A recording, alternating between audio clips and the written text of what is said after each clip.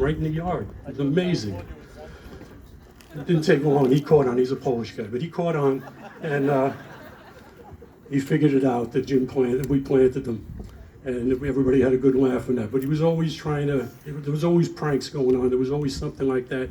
We would always pick on each other, and it was always a good fun. And that's the way we do things. Jim was very involved in the community. I would come out here often, and more so, like I came in 2014 was the time he asked me to come out, help him out with the business a little bit. It was starting to grow, it was growing good, and I was supposed to be here for 2 weeks. So that was July 1st I got here. I got home just before Halloween. I kept wanting to, every time I tried to leave, he said, "You can't go, we're too busy, you can't go, you gotta stay." So it took, and I live in Florida, so it took, I was away for 4 months up here doing barbecue with people in Pleasant Hill. I know he was involved with the Boy Scouts. He would, he always tell me about going camping and all the things he would do in that. And the PHBA, he was head commissioner, right? Is that what he was? Is that the term? And that had to be a rewarding job, right? Nobody ever complained there. Nobody had any problems. So he was involved in that. Then he would get into the Walnut Festival, and I got involved with that the 1 year that I was here during my 4-month stay, and got to meet a lot of nice people there. And I figured out what the main perk was. Jim got to sit at the reviewing stand at the parade with with King Walnut, the guy with the big peanut, the guy with the big peanut head. I always used to call him your local Mr. Peanut, and I get yelled at. No, that's King Walnut. That's King Walnut. You can't call him Mr. Peanut. But that was the thing, and I used to kid him all the time. I said, "That's what you get. You're the president, so you get to sit next to Mr. Peanut here at in the front of the parade." I said that sounded like that was worth it too. So.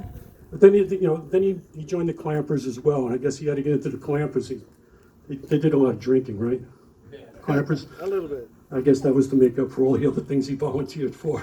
But anyway, he's involved with so many things, but yet like he said, he had time for family. He had time for.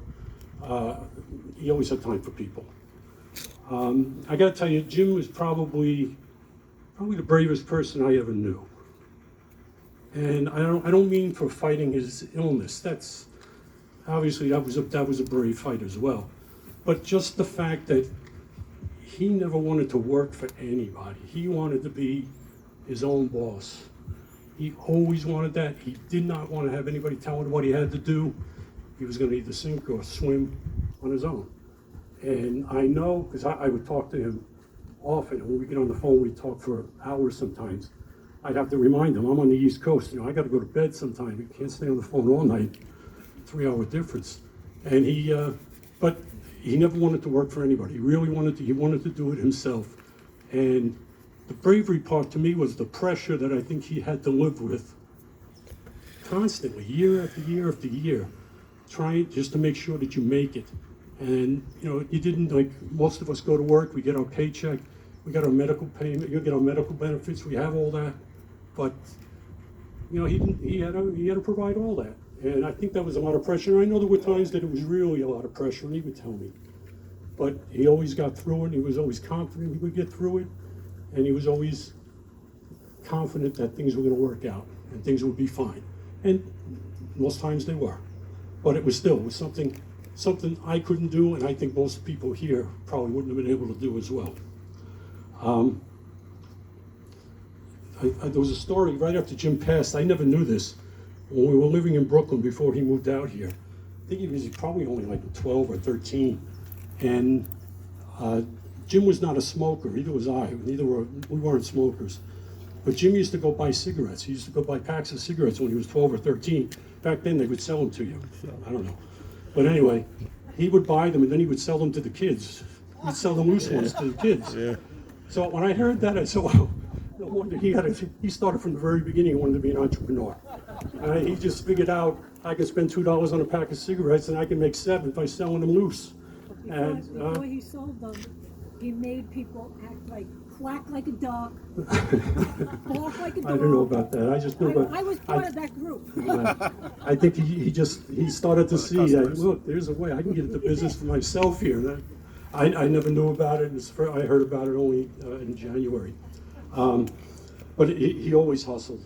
He was always a hustler, and you know, everybody knows him. He could talk to you about anything, and he would talk to you about anything, and he would talk to you often about those things too. So, I'm just happy that everybody's here. This is great to see a turnout like this.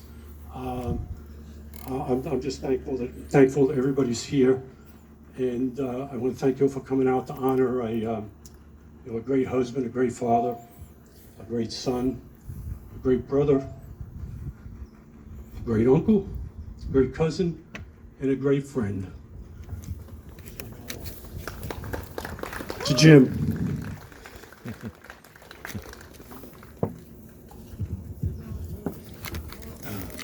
Jim's niece, Madison.